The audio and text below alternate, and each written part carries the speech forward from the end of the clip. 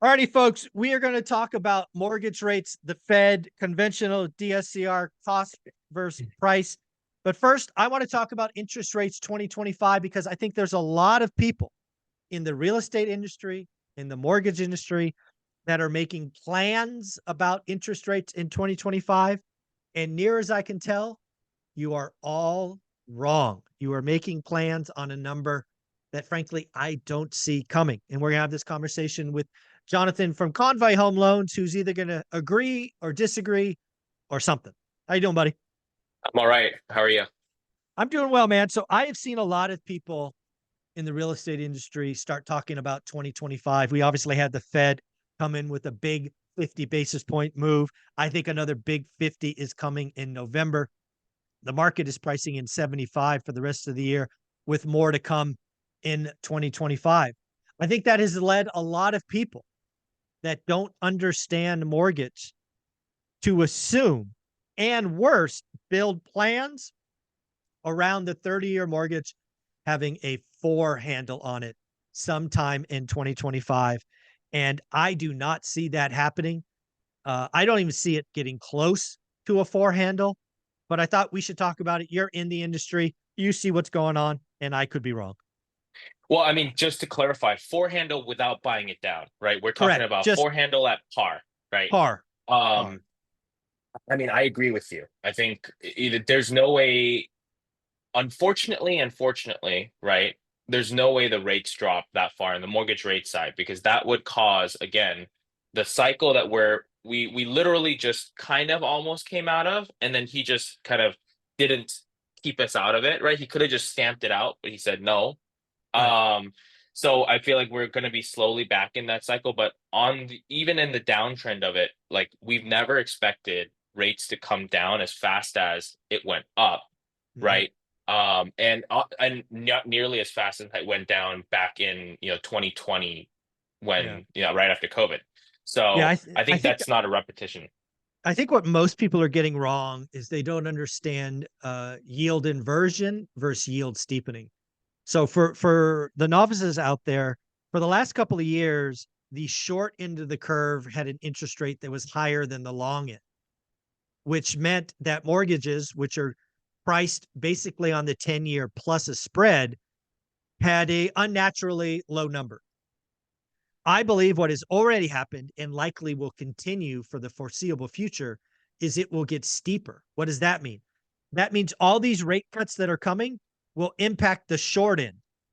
And I don't see it having meaningful impact on the long end. So I don't expect mortgage rates to get, like, my number for 2025 is 5.8. So it's even high fives. That's where I think rates are going to be. So if you're in the industry and you're planning for 4.9, I think your overhead's going to be wrong. I think your transactions are going to be Yeah. wrong. I think you're building a business model that could take you bankrupt. The market's already priced it in, right? In terms of like the market is smarter than you are, smarter than I am, and not smarter per se, but they dictate more than we do, right? Our Correct. opinions mean nothing. But the market itself, if you look at it, right, there's no way on where everything that, including, like you said, the yield curve inversion, there's no way that the rates in terms of mortgage rates, right? Even if the federal funds rate they cut aggressively, right? That might affect car loans, credit card interest rates, all that stuff, directly. But Mhm. mortgage rates, because they are actively traded on the market, they are not going to have the same impact in terms of a downtrend as the federal funds rate. So federal funds rate cuts 50 basis points again or 75, whatever they end up doing, that's not going to equate to now your mortgage rate is lower by 0.75. So you can't, like, the people that are spewing all that, I think, are obviously there's no way to time the market, right? No, Warren Buffett even can't time the market, right? So you have to look at it from a long-term perspective, but if you're only looking at it at a short vision and you're saying, oh, rates are going to go from, wherever it is now, 6 to, 4% in the next 12 months, like you're asking for a cycle of literally what we just went through in 2020 to 21, Yeah. and that's not going to help, right, the market itself, right? And you can't time it. There's no way to time that. Yeah. No, absolutely not. Again, I think if you're planning for mortgage rates to have a 4 handle on it, I would suggest you to build a business model in the high fives and then be surprised be pleasantly surprised that we get a 4 handle if it happens.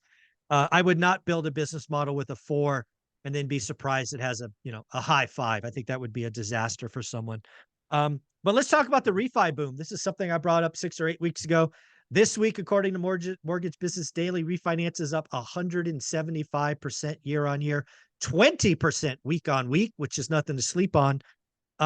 What's going on with refis?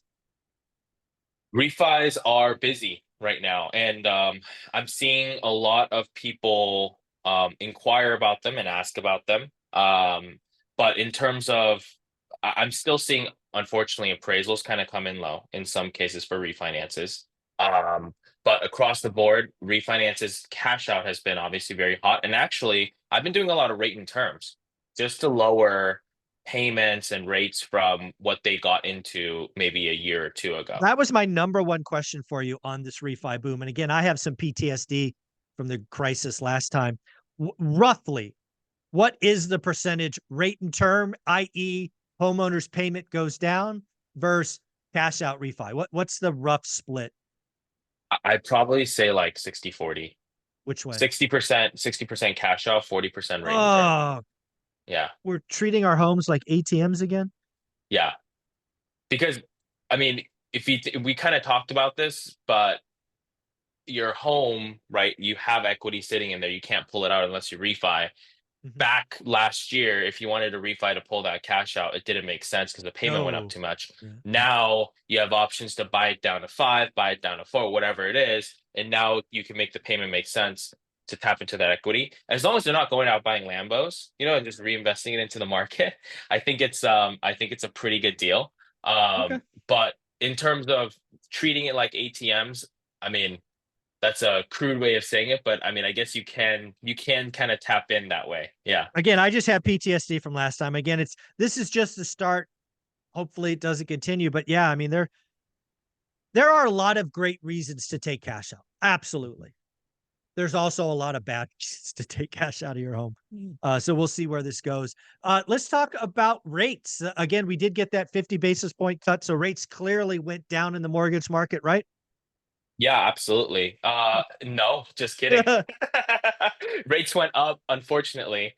But what's funny is everyone obviously they wanted, if they click right at that video, they're gonna say Jonathan said the rates went down. We're gonna clip that Um, out and run it on a yeah, loop. yeah. No, the rates obviously went up, but I tell clients it's not anything to necessarily panic about, right? Because we are still lower, and it's not like it went up drastically from going into the meeting. It's kind of just a little up. But this is healthy, right? This is good for the market. This helps the people that were trying to get into homes at a better price, right? It's not necessarily going to shoot everything up, or it might, but in most markets, this is still going to allow you to get a good deal. You don't want rates to drop like a crazy amount, right? Because then that drives a flurry of people in. But rates are slightly higher overall, but not overly high.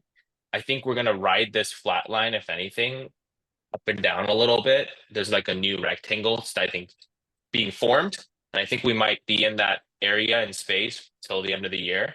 And then we'll see what happens next year. But I mean, timing the market again is extremely hard, right? And if you're underwriting everything, and I tell my clients, like, even if we just got out of a market of sevens, eights, right?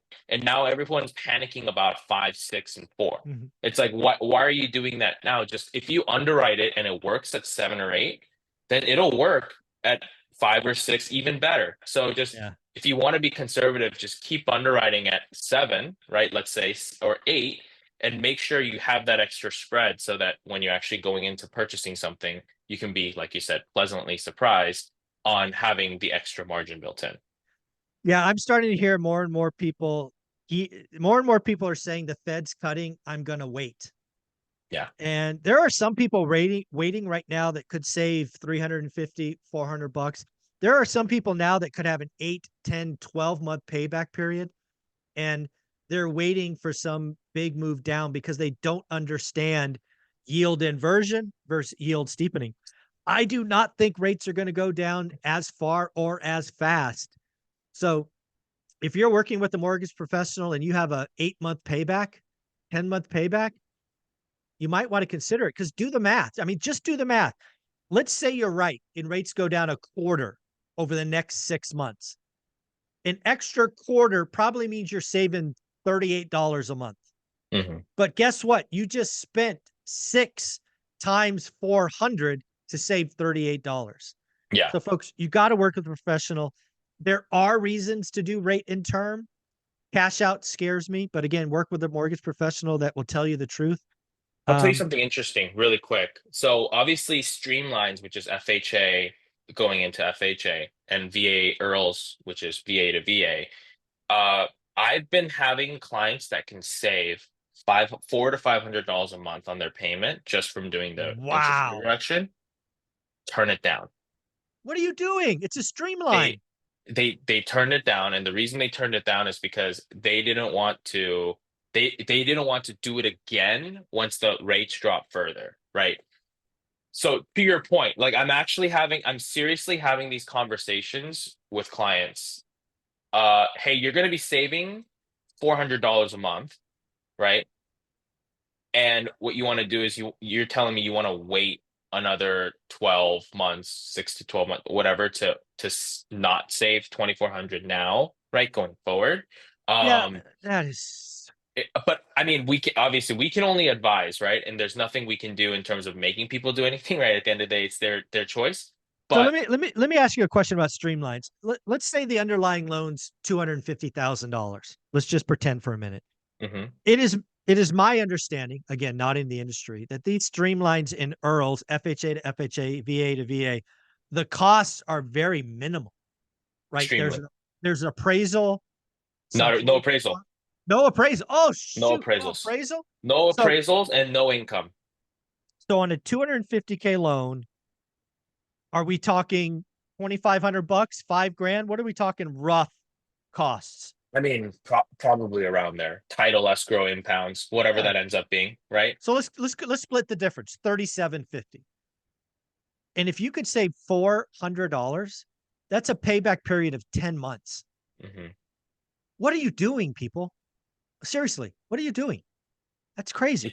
It's what we're seeing in the market, and again, it goes back to your notion of I'm gonna wait till rates drop a little further, right? Folks, the Fed cutting rates doesn't impact mortgages. Yeah. I Actually, I mean, I don't know where this notion started. Probably because it just has the rate name on it's it, all right? recency bias. It's all Yeah, recency bias. but there's the building in of the market and the rates where they are right now. I think we're at a good point. Yeah. I think the rates are at a good point where things that work better, and work things that didn't work maybe on the cusp of being good enough to have a margin built in now have that, right? Yeah. And so a lot of clients, and we were talking about this off camera, but a lot of clients that we have are still doing max buy downs into whatever they get to because they want to make sure that they have the cash flow basis, they can secure that on a long term, and they're thinking correctly in the mindset that we're talking about right now, right? Of like, do it now while it's good because there's no guarantee that it gets better tomorrow, right? Like the market today is worse than market yesterday, right? Yeah. And the market yesterday was worse than the day before. So Correct. if you're really trying to track it in that minuscule, like, way with a microscope, then you're never going to be able to move, right? There's always going to be a reason to not do it. But if you Yeah. lock it in and lock in your savings and you're happy about it, there's no problems. You just keep going on with your day and just find a better deal, right? Yeah. Yeah. You told me earlier about somebody who paid up 4 points on a DSCR loan to get sub 5. Yeah, Right? You want to talk about somebody who's going to set it, forget it, and just let this thing run? That's the guy, right? yeah, Paid up front, put it in the portfolio, never look at it again. exactly. The 495, that was the Yeah, rate. 495, 495. And which is wild, right? To say the DSCR loan under 5%, wild. But Yeah, 4 points, if four you're points, 4 points. yeah, well, obviously, yeah, but in terms of like, if you're paying the points, you're paying it because we had a conversation last week about this Yep. too. But price versus cost, right? Price is what you're paying today, and if you're doing a refinance, it's not even like you're really paying it today. Everyone puts so much emphasis Yeah. on I'm paying this today, but it's like, no, the only thing you're paying today is the appraisal. You're financing whatever it ends up being in the loan Mhm. over the 30-year period. So if you're actually truly setting and forgetting it, right? You can talk with us in terms of this, the conversation we have is what's the amount you're saving, and then what's the recoup period. If you plan on holding it X amount of years after the recoup period, you can figure out how much extra you're actually going to be saving realized versus unrealized, which is in the equity of the property, right? So, because if you're wrapping in, let's say, and I had this discussion yesterday with a client, if he was like, should I buy it down 1.5 points to get it from, it was a 6% to on a DSCR loan, 6% to a 5.65. And I was like, it's probably worth it because your payment difference is $300 a month. Let's say you're paying 1.5 points. Let's say it's $4,500. Then your payback period is well within a time period where you can recuperate everything. And on top of that, unless you only pay the closing costs when you refi again, right? Or you basically sell the property, right? Because then you're paying off the entire loan.